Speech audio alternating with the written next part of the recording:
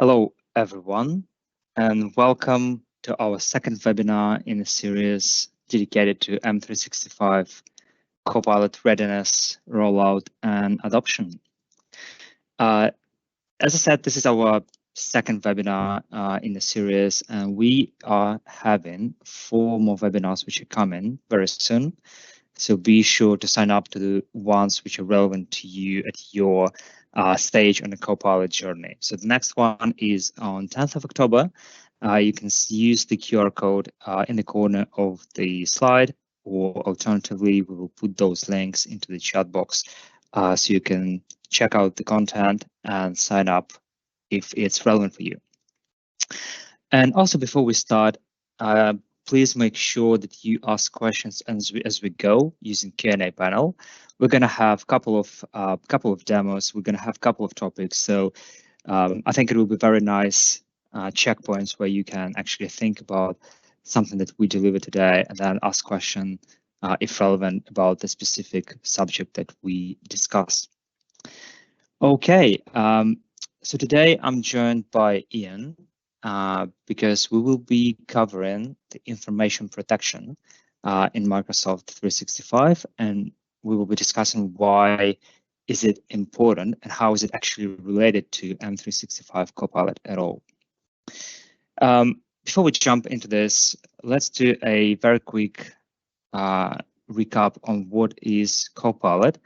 And I think before we're doing this, it's worth mentioning that last week Microsoft announced the date of general availability of M365 Copilot, which is now set to 1st of November, pretty soon, to be honest, which means that you should be able to start purchasing the relevant licenses at 1st of November, which doesn't mean that you should be flipping the switch on for everyone in the organization before doing some due diligence on the environment and data protection and governance in particular. So if you are considering enabling Copilot in your organization, make sure you check out how WM Reply can help you to plan, enable, and adopt Copilot. Great. So Copilot is a set of tools which Microsoft is marketing as the new way, absolutely new revolutionary way to work.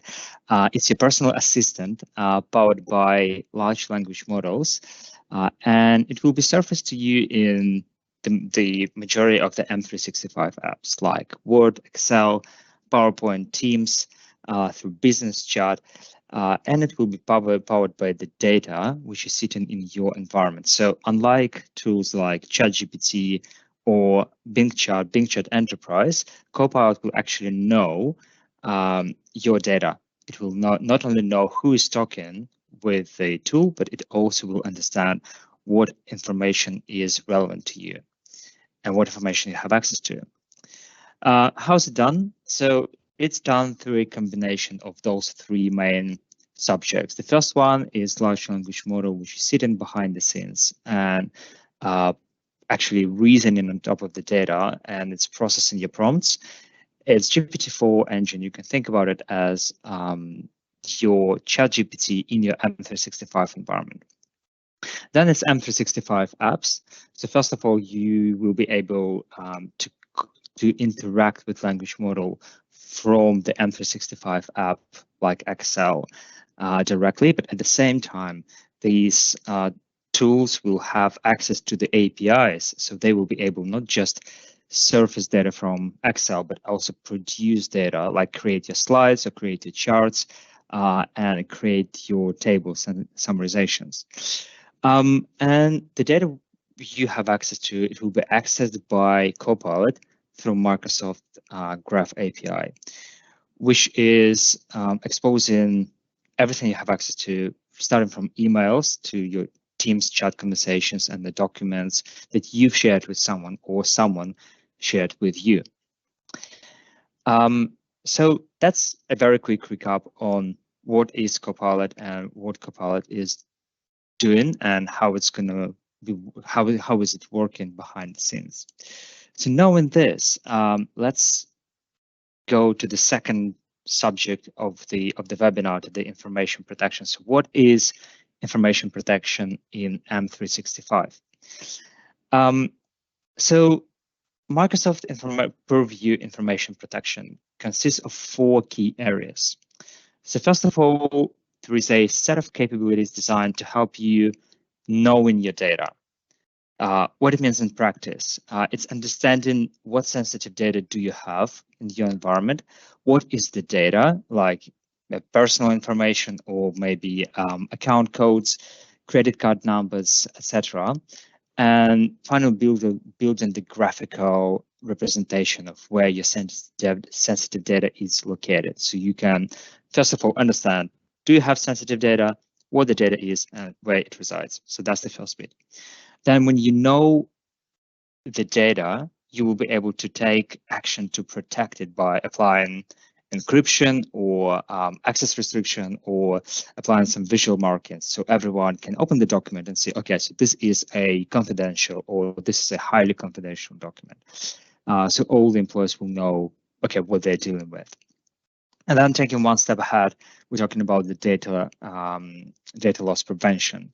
So making sure that the data is not ending up in wrong hands. So this particular set of tooling will actually help you to identify the dangerous behaviors and prevent those accidental oversharing. And finally, when you have everything in place, Purview is allowing you to actually govern your data through its life cycle, making sure that the information is getting retained, stored, or deleted in a compliant way, which is compliant to your for your organization specifically. So we're looking into the like 4 main features, 4 main capabilities, such as classification, labeling data based on sensitivity and applying the appropriate protection policies, data loss prevention, again, scanning contents of email and files to look for sensitive information and act upon the configured rules, retention, managing lifecycle of data, deleting and preserving it, and monitoring, like tracking and audit the activities and events related to data and responding to alerts and incidents. So we have Copilot, we have information protection. So Ian, I would like to hand over to you, and could you explain a little bit more, like if Microsoft Copilot is using Graph API on your behalf to fetch the information that you have access to, why we should still consider the information protection, why it's not just kind of given that the information is safe? Sure. So good afternoon, everyone. So yeah, this visual here shows at the technical level how Copilot is processing information. The area that we're looking at specifically is the Microsoft Graph element. So effectively, Microsoft Graph is taking or Copilot is accessing the data that an individual user has access to. So all their content, email, files, meetings, chats, everything they either create, modify, or has been shared with them. So you may think, well, that's fine. It's only content that an individual in my organization has access to. But with that, there are some inherent risks that come with it.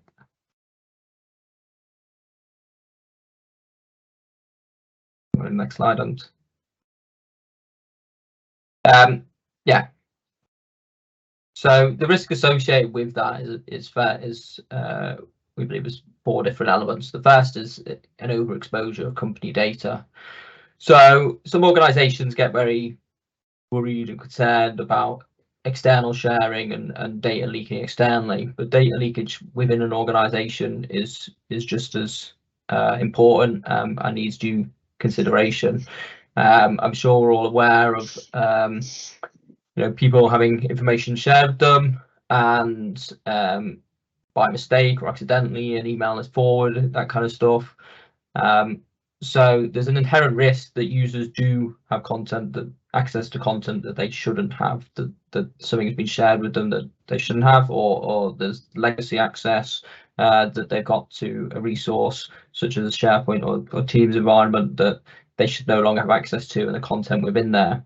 So in consideration of Copilot, this may make that more visible more surfaceable to end users. So they may not be aware that they have access to this data in their day-to-day currently, but Copilot may start surfacing that data to them. So there's a risk that the data that they do have access to, that they shouldn't have access to, is surfaced to them.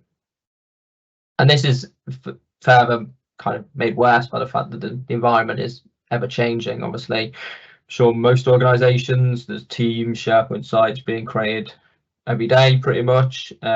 Users come and go, there's joiners, there's leavers, there's movers within an organization. Organizations deal with that in different ways. People move across organizations, they move from different business units to different functions, and it's very easy for users to maintain access to resources and teams and SharePoint sites and M365 that they probably shouldn't have access into anymore. M365 makes it very easy to collaborate internally and to share content, files, chats, emails internally, but it needs to be mindful of controlling that access and removing it when that access is no longer required. And hand in hand with that is data sprawl and unrestricted growth. I'm sure we're all operating SharePoint sites that users are creating content in and storing content in on a daily basis, and that data grows and builds. And there's obviously tools to put in place in terms of managing that, but again, without those proper tools, that data, it just leads to that risk of internal data leakage. And all of these lead hand in hand with obviously ensuring that you're compliant with any legislation or industry rules or things such as GDPR. And this is where obviously governing the data as well as managing access and data leakage, so using things like retention and disposal are vital. And on all of these become a focus point to ensuring that the data within your environment is protected appropriately for Copilot and ensures that users are only, any content that is surfaced to end users is by design should only be content that they need to have access to. Okay, thanks, Ian. So now when we understand this, let's take a look into how we can actually use information protection with Copilot.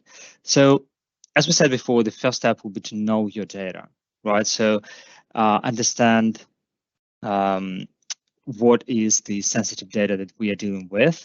So in Microsoft Information Purview, we should be able to find the data presented to compliance team and show exactly what is it and where it resides. So Ian, can you tell us how Microsoft Purview can actually help us doing this?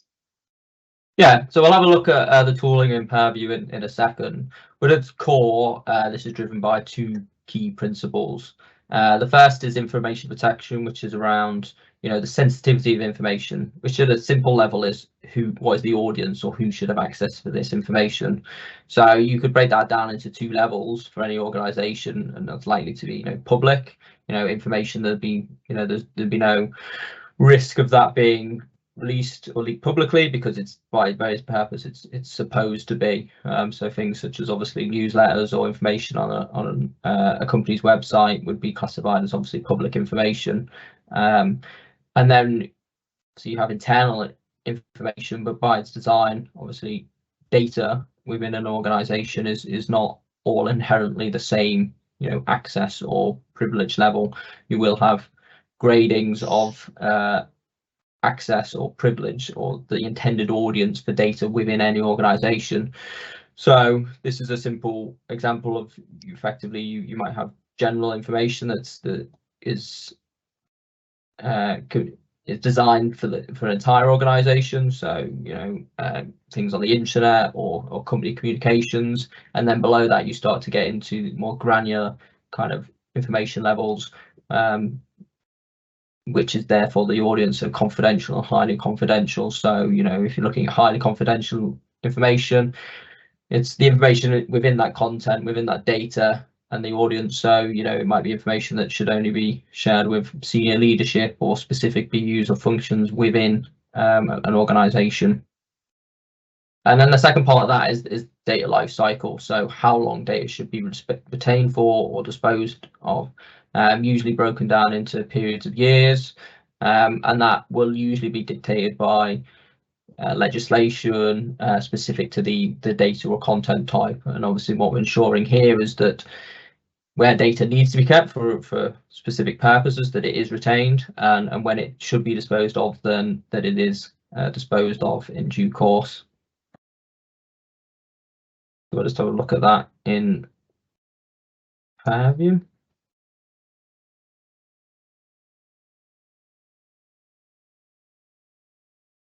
So with Microsoft Purview, we can use the data classification node to have a look at what's going on. And what this will tell us effectively is if we have rolled out any labels, such as retention labels and sensitivity labels, which will come on to a bit more detail, if we have got any tools in place, it will tell us, you know, how they're being used currently, how they're being applied, activity around those.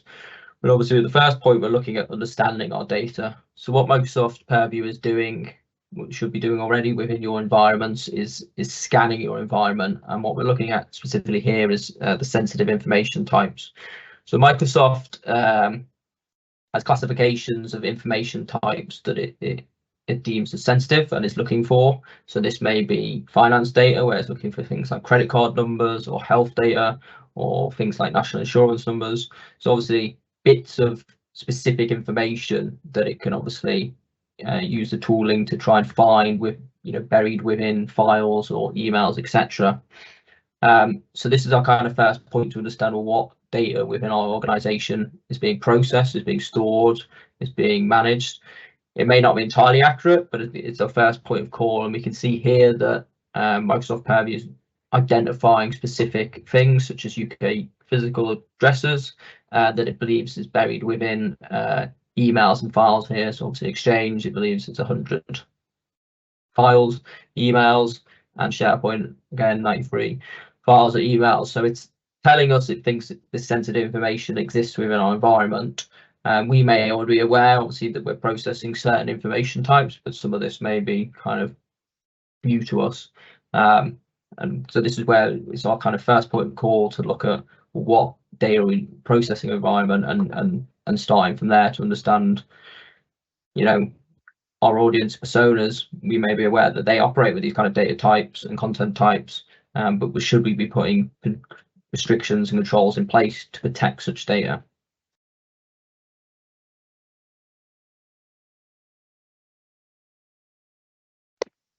Okay, thanks, Ian. Before we go to the next topic, and I'll share my slides quickly now again, can you tell us why is understanding your data is important, specifically in the context of Copilot? Yeah, so I mean, it comes back to ensuring we've got the correct controls and restrictions in place. Obviously, if we are processing, if we have an understanding of the data we're processing, which can be explored by using these knowing your data. So, for example, if we identify, if Purview is telling us that you know, we're processing something like health data within an organisation, maybe we're aware of that as an organisation, maybe we're so then on that next stage of that, we understand, well, the audience, who's you know, who is processing that data if it is correct, and thereby who has access to that data, and do the correct people have access to that data. And then it comes back to, well, if they don't, then obviously Copilot may start surfacing that data to people. Yes, they have access, but that shouldn't be by design. And it then runs into kind of that internal data leakage of overexposing data within an organization to individuals more inherently than should be. Right. Okay. Yeah, that's cool. Makes sense.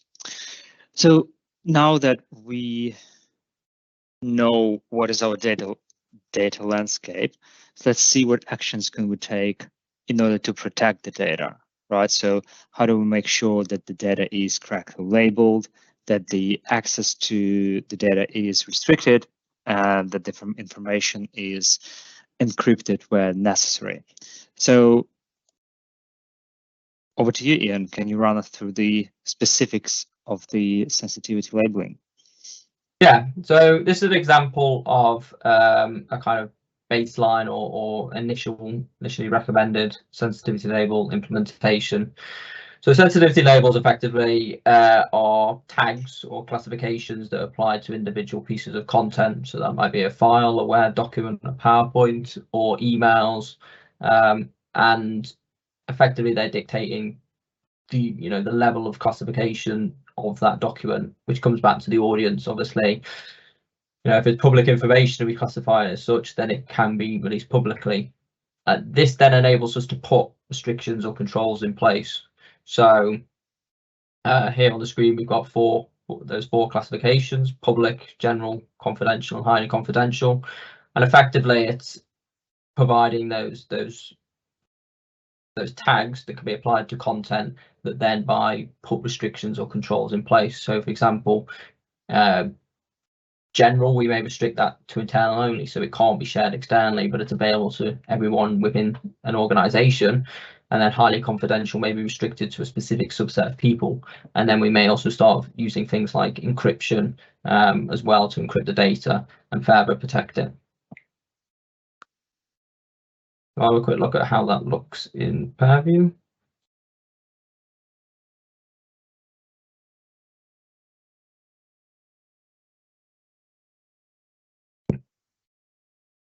So sensitivity labels can be found under the information protection node in Microsoft Purview. So here you can create labels. So as can be seen here, we've created labels that align to the example we just had. We've got an additional one here for personal, which could be used obviously for things that live in a user's OneDrive, such as their own personal things that aren't business relevant.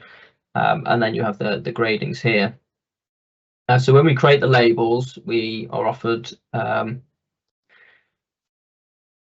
this is where we apply the different protections or controls to put into place. So we obviously, if we look here at the general label, this is the one that we're going to create for just, available for all users within an organization. So not putting very many controls or restrictions in place. We can choose what we're applying it to. So here, files and emails. But you can apply it to things such as meetings and actually sites, SharePoint sites at a container level. And then we can do stuff like apply encryption, apply content marking, so headers, footers, watermarking, etc. Restrict access, so controlling that internal external sharing, but also restricting it internally to subsets of people. And we can also go further and control. Start utilizing conditional access as well, so whereby we can specify, if we apply it to a SharePoint site, that it's at a specific location or a specific device type. So really starting to get granular with the controls we put in place to ensure that data is protected, the right people have access, but also they're accessing it, in the right place at the right time, etc. So then once we create a label, it will appear in our containers. So here we've got a SharePoint site. We can add a column to the view, which will show the sensitivity label. So here you can see I've got some Word documents and I've got the different labels applied. So I've got the general label here, the highly confidential label. And then when we go into a document,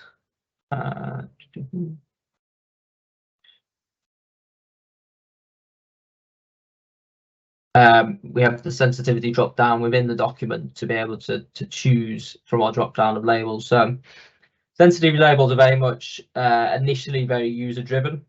You can deploy them to end users, and they can, as the kind of people who probably understand their data best and understand the audience of their data, can start utilizing them to protect their data as the first point. And that's really the first step in utilizing information protection. We'll touch on the more automated features towards the end, but key with sensitivity labeling is the user adoption piece, the change management piece. You can't just obviously roll these out and expect users to understand the purpose of these labels, what they do, why they should be using them. So it's very much key to bring end users on to this journey so they have an understanding of their responsibility, what this means, what the impact is, to ensure that obviously this is correctly adopted and people are applying the right classifications, because obviously it won't really work if they're just applying the wrong classifications. So obviously if they're classifying highly confidential information as public, you then got that inherent risk that the data is exposed, because they're just choosing kind of path of least resistance and incorrectly classifying information.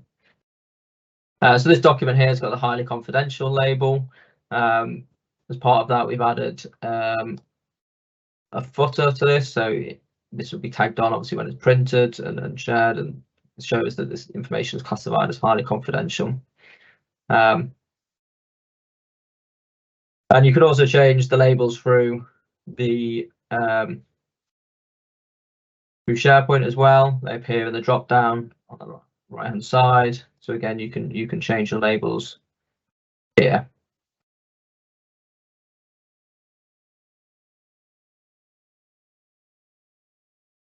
Thanks, Ian. So, quick question before we go to the next section. When we're talking about the labels applied to the container, is it the entire SharePoint site and all the documents in the SharePoint site are getting this sensitivity label applied as well automatically, or not? There's a few different ways to implement sensitivity labeling and the how that is applied to content and how that becomes surfaced to end users. The first kind of stage would be just deploying the labels and allowing end users to kind of choose from those. The next stage probably would be looking at applying labeling at container level, and then that starts to put controls in place around access and permissions to that site. Obviously, different organizations have different kind of configurations for their SharePoint or Teams. They may allow guests, they may allow external sharing, but you can start to get into that granular control depending on really the purpose or use of a team or SharePoint site. Obviously, if you have a team that is internal only, is just for a team or department with an organization, then you could apply a sensitivity label at the container to restrict and switch off guest access and external sharing. Whereas if you've got a team that is by its very nature, for example, like a project that is working with third parties and needs to have guests in or external sharing switched on, then obviously you can apply a label at the container which allows that.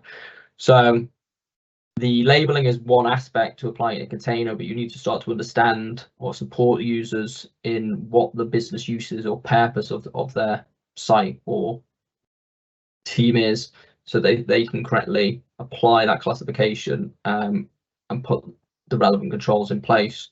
And this is where it obviously comes back to ensuring end users understand the use or impact of the labels, and so that they classify correctly. So what you don't want is everyone just classifying things as general, because that works, and you know, they can add things such as guests, whereby the data inside the container may actually be inherently more restrictive, such as highly confidential. But you can have both, obviously. If you could have a general container, but then have specific pieces of content within that SharePoint site that is labeled individually as highly confidential, and has its own individual protections, even though the rest of the container has a different protection around it. Okay, great, thank you. Okay, great. So we have one question which we will probably to the end regarding the licensing for the Purview. So let's go through the features and then we can answer the question of which license specifically required for M365 Purview, Microsoft Purview. Okay, so now at the stage we have our data labeled, classified, so everyone knows which files are sensitive and confidential. But then as a next step, how do we make sure that the data is not leaving the boundaries of a tenant where it is highly confidential? How do we make sure that we can apply some automation or like proactive scanning to make sure that the emails and messages and files are actually going only through the allowed routes. So Ian, can you talk us through the data loss prevention policies in a little bit more details? Yeah, so as we briefly touched on, Microsoft has out the box sensitive information types that you can create DLP policies based on. So in this example here, we've got PII, financial data, healthcare data, that then has specific lower level pieces of information that the purview is looking for. So if we take finance data, credit card numbers, or 16 character, could be wrong, 16 character, obviously digit format. So purview is looking for that, and that's obviously what we looked at earlier in the know your data aspect, and purview showing us where it thinks it's found these sensitive information types. So the next stage of building upon that is to implement DLP, whereby purview is looking for these types, it thinks it's found them, and we want action to be taken. So if we are storing things such as credit card numbers, well, we can put a DLP policy in place to start to monitor and alert, and then even if we want to, as the next stage, block that. So we'll just have a look at that in purview as well.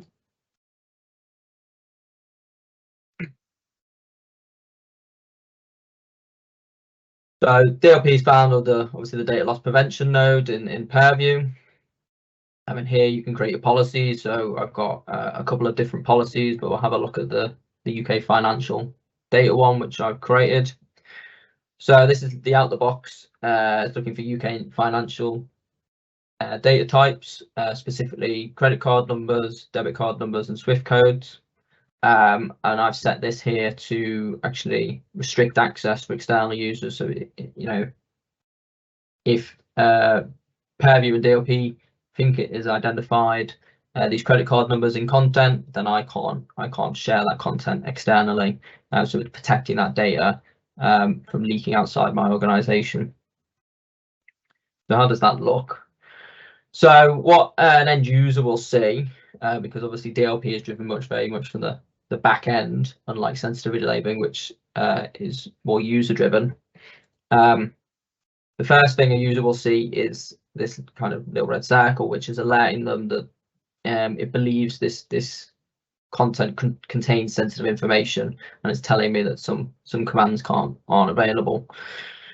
So I have a document here that has some example credit card numbers in. So DLP is kicking in to flag the fact that this has these credit card numbers in, and obviously that's matching to that DLP policy we created. It's actually recommending here that I change the sensitivity level. So this is currently classified at a public sensitivity label. But it's advising the user that maybe that is classified incorrectly, and I should reclassify that to a different, more confidential level. But I'm an end user and I'm ignoring that, and I think, well, I need to share this information. So if I could obviously go into the share node here, and I'm looking to share externally. So this is a test environment, so I'm going to look to share Anton his reply email. But it's telling me, well, this contains sensitive information and it can't be shared with people outside my organization. And I want to understand that why a bit more why, so I can click the view policy tick, and it's telling me that it believes it contains sensitive information, credit card numbers, debit card numbers, and that it's protected, and I can't share that. So that's just an example, obviously, the DLP policy kicking in and blocking that external sharing. And DLP works internally as well as externally. You can use it to also block information being shared internally. And the best practice as well is to use that hand in hand with sensitivity labeling. So you can use sensitivity labeling as well as the sensitive information types to actually provide that balance of user-driven classification and kind of back-end or admin or policy-driven application to try and get that good balance of control but yet usability.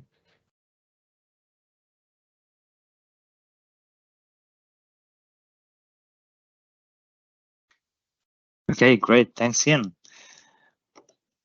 Let me go back to our slides again. And okay, let's move one step forward.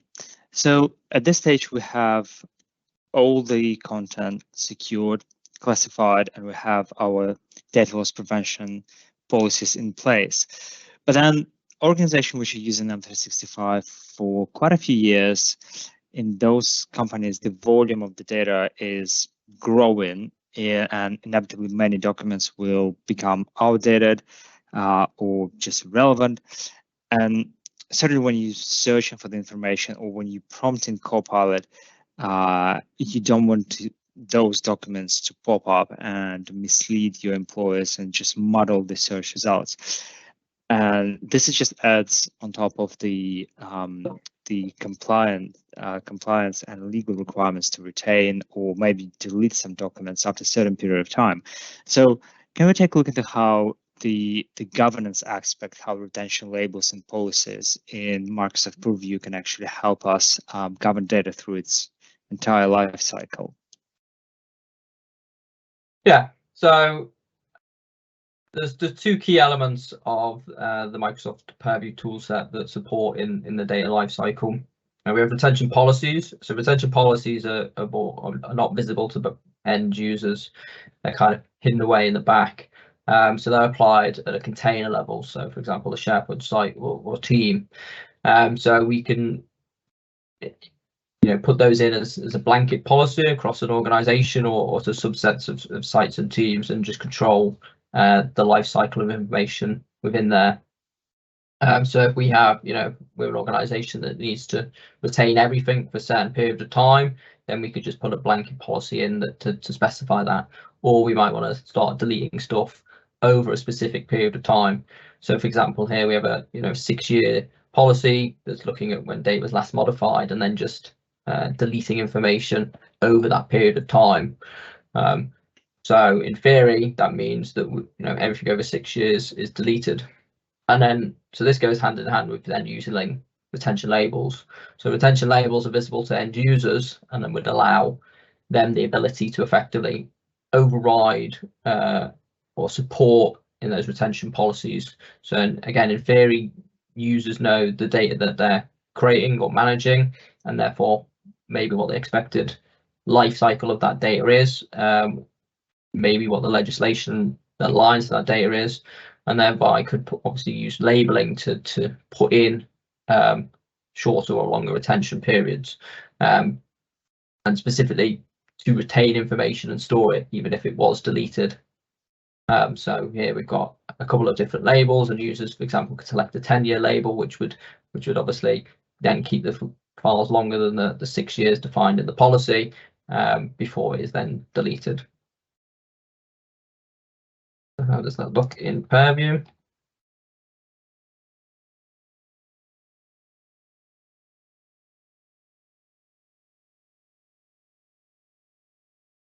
So the data lifecycle tooling is obviously under the data lifecycle management node in Purview. So we have our retention policies here, and I've got the 6-year policy on applied to this tenant to delete everything over 6 years. And then I've got my labels for different periods of time that are visible to end users for them to apply to content and put in specific retention for specific items to retain it and delete it as required.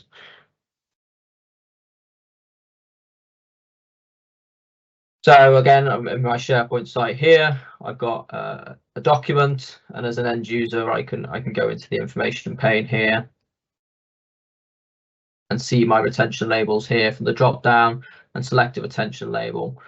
So it tells me here that this item will be retained for 10 years based on when it was last modified, and then after that it's deleted. So I require to keep this information for 10 years, so I give it a label as such. If I then delete that data, so I've applied a retention label, but 10 years is a long period of time. As we know, people come and go with an organization. Someone comes into an organization, someone takes over the SharePoint site, accidentally or decides they decide data is not required anymore, they don't know what it is, so they go in and they delete this data. Yeah, so the item has been deleted, and we'll go through the normal recycle bin process where it's stored for 93 days and can be recovered, but it is actually also copied into the preservation hold library, which will retain it for the lifetime of that period. So this data was created today or yesterday, and I've applied the label to keep it for 10 years.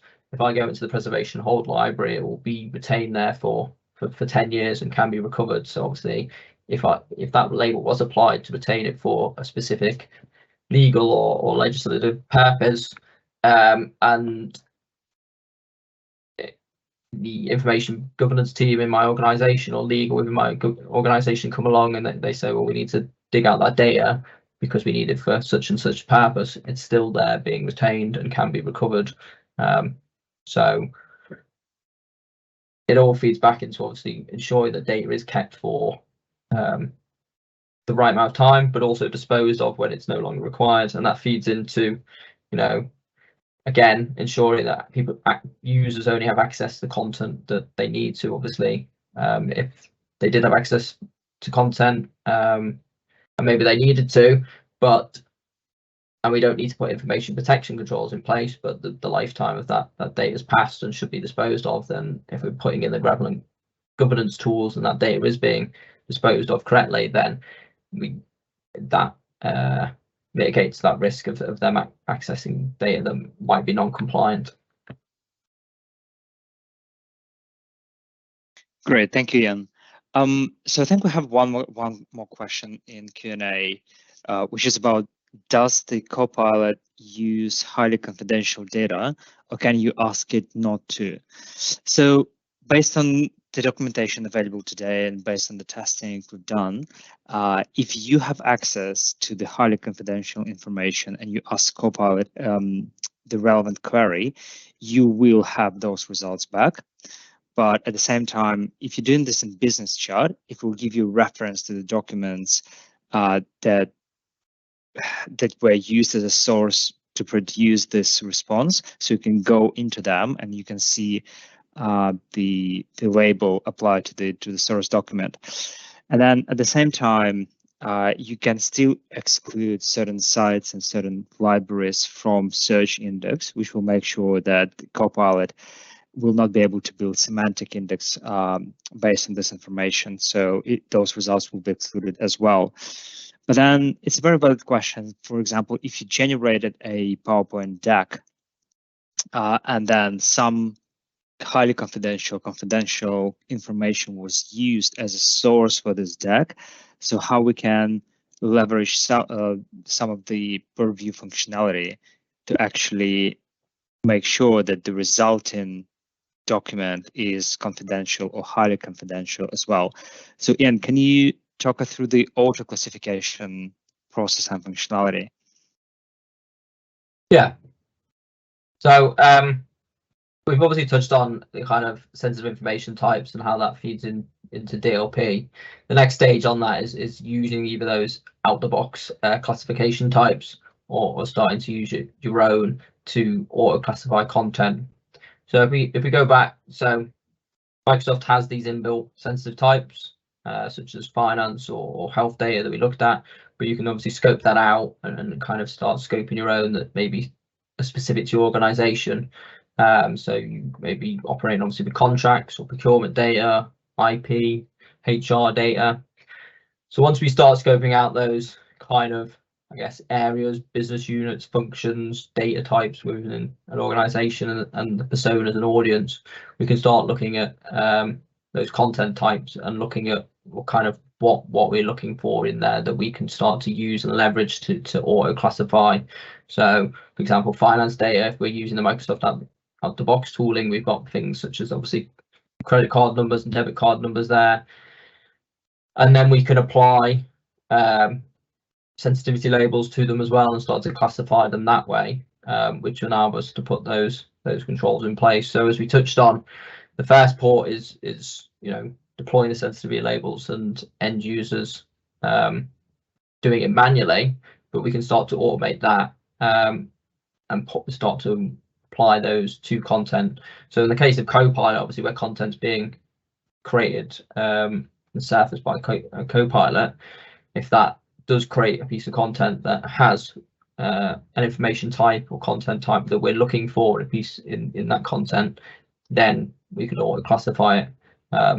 So it starts to move away where maybe we just have defaults across an organization, such as, you know, first port of call when we create content is we apply a default general label and we expect the end user to raise or lower that classification to actually looking for what does that data contain, what data is in that content, does it match to specific areas we're looking for, and thereby require specific classifications. And you know, Purview, this then leads into trainable classifiers where we start training Purview on these specific informations, refining it and improving it over time. So all of the tools we've discussed today, you know, you can't just put in and expect to work from day one. They need continual monitoring, improvement, understanding of how they're working for end users. Is the adoption working? Is the classification working? And thereby improving it and refining it. And obviously this was supported obviously by Microsoft also improving and changing this technology. There's a lot of stuff on the roadmap in relation to these tools. So Microsoft is investing heavily in these areas, and so, you know, this tooling along with AI as well, a lot of AI I expect to come to Purview should improve this and work hand in hand with Copilot. Great, thank you, Ian. We'll run a little bit over time, but I think before we go to the conclusion, next steps, the two questions that we can try and answer really quickly. So the first one is, what licensing is needed for Purview? Yeah, so if you're on an E3 enterprise license, most of the tooling in terms of labeling, so sensitivity labeling, DLP, retention labeling is available under E3. The big differentiator between I guess E3 and the specific information protection governance add-ons, compliance add-ons, or stepping up to E5 is effectively automation. So things like sensitivity labeling and retention labeling under E3 can only be used manually. They can be deployed, but can only be applied manually by end users. If you want to do any kind of defaulting at a library level, or getting into the automated labeling or the auto classifications we touched on, then you require a step up to the E5 add-ons or E5 license. So that's really the key differentiator. But so under E3 you can start, you can start your information protection and governance journey. You can start looking at utilizing the tools we've discussed today and getting them out to your organization if you're not an E5, and then if you're planning to in the near term or long term future to step up to E5, then you'll be in a good place to then further refine and improve and build on the elements you've put in. Great, thank you. And one more really quick one. Where is the preservation library located? And is it visible to end users or just allocated roles or system admins? So the preservation hold library is located in the SharePoint site. It is a library in the site. It is hidden from site members. It's not visible in the site navigation. You have to go to the specific URL, which is just the preservation hold library URL, and that is accessible by site admin. So obviously site admin and site owners to see the content in there. Content cannot be removed from the PHL, which is a consideration when you are looking at using retention, because then it will obviously factor into SharePoint storage, because you can't go in there and effectively clear that up. So that's why when you're planning using the retention tooling specifically, have an understanding of the impact to specifically SharePoint storage and end users. So effectively it's accessible to site owners and site admin in the site, and they can go in there and they can recover the data, they can copy it back, but the version will remain in the PHL for the lifetime of its retention period. Okay, great. Thank you very much. Okay, so let's, just because we are really running out of time, let's go through the conclusion and next steps. So now when we know everything about Microsoft Information Protection Purview, so what will be the next steps if you are considering information protection? By the way, with or without plans to implement Copilot within the organization, and how WM Reply, how we can help you.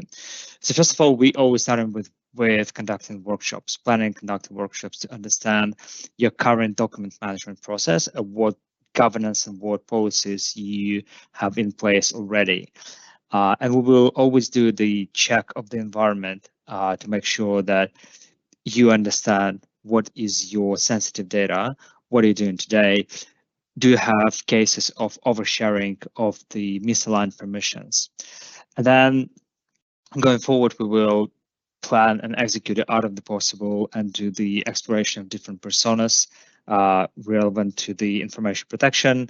And based on this work, we will produce recommendations on how do you implement information protection and governance best practices, which will be personal for your organization, because we can't just go and say like a blanket policy, go and implement as much as you can and buy E5 license. No, it should be tailored to your organization needs, because even we've seen this examples with retention policies that some organizations require to retain information for as long as possible. Some organizations require to delete information after a certain period of time. So we're just showing that this will be quite different recommendation and experience for everyone.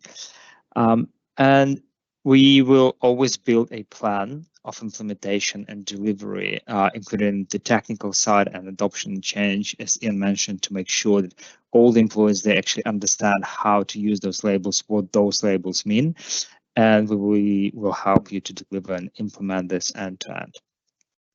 And if you consider it in Copilot, then doing so, executing all those steps, it will actually tick all the boxes from the technical readiness plan, from number one on our delivery phase, and then also knock out a 50% from the execution strategy. So it will do everything related to the data management, data governance, leaving the Copilot and adoption change related to the AI assistant still relevant, still have to be executed. So that's probably the next steps. So feel free to reach out to us if you consider enabling Copilot, especially given the fact that we know it's going to be generally available just within 5 weeks. We will be pretty happy to have conversations with you. And as we said, it doesn't have to be full-blown implementation of all the features in Purview, but then for your organization specifically, there may be just small bits and pieces which will make the difference. We still have few questions in the chat, so if you feel free to reach out to us after the webinar. So we always happy to have a conversation. Make sure that you sign up for the next webinar, which will be more focused on adoption change journey. And I think that's it from myself today. Thanks very much, Ian, and I'm handing over to you, Carly.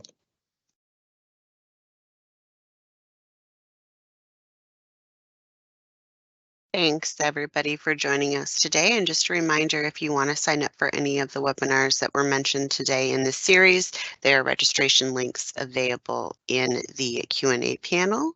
And if you want to chat with us directly, I've also shared our email address, hello.wm@reply.com.